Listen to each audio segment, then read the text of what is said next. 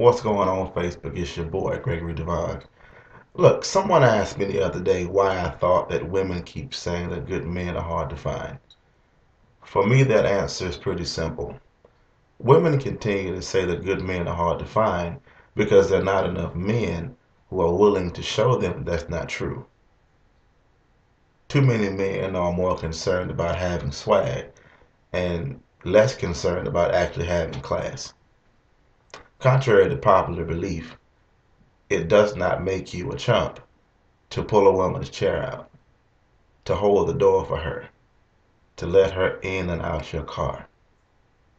These are things that women appreciate, but these are things that a lot of men are afraid to do because for them it seems like that's something that the quote unquote brothers who are labeled as too nice do.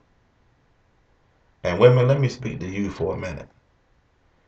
There are lots of brothers who you label as too nice who are actually gentlemen who are trying to show you that real men still exist. But back to my brothers. What we have to do is kill this stereotype that has plagued society and caused us to be viewed as less than what we really are. Appearance is everything. If you want someone to view you as a man, you have to start looking like a man. It's time that we pull our pants up. It is time that we tuck our shirt tails in. And it's time that we start looking and dressing like what we want to be thought of as. This is not to suggest that we have to always go around dressed up, but it is to suggest that appearance is everything. And if we don't want to be labeled as something, then we should not look like what that something is.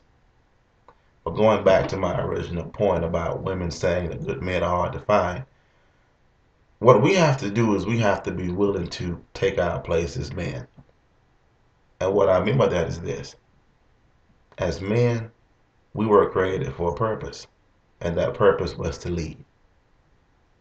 And we can't lead if we follow every trend that pops out every day.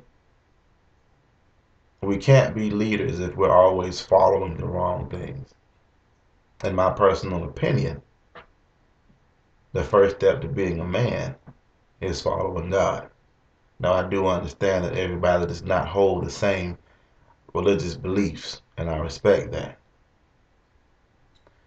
At the same time, I have to say that you still cannot follow every wind and doctrine.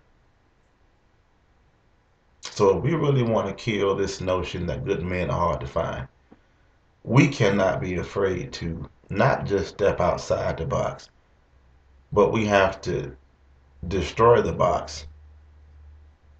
And we have to really redefine what society has said that manhood is. If we want women to have another view of who we are, and the correct view of who we are, what we have to do first is look deep within ourselves and connect with that something on the inside that'll bring about something new on the outside. Now, I know that there are a lot of good men in this world. There are a lot of great men in our society.